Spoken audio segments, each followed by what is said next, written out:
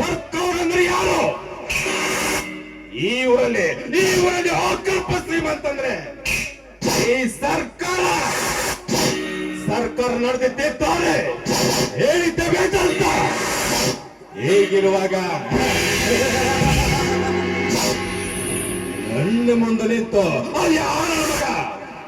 ಅದ್ಯಾವ ನನ್ನ ಮಗ ಎದರು ಉತ್ತರ ಕೊಡೋ ಗಂಡಸು ಹೊಟ್ಟಿಲ್ಲ, ಹೊಟ್ಟೋದಕ್ಕೂ ಬಿಡಂಗೂ ಇಲ್ಲ. ಅದು ಈ ಸರ್ಕಾರ. ಇವರಲ್ಲಿ ಸರ್ಕಾರ ಅಂದ್ರೆ ದೇವರು ಎಂದು ಪೂಜೆ ಮಾಡಬೇಕು. ಹಾಗೆ ನಾನು ನಟಿಸ್ತೇನೆ. ನಟನೆ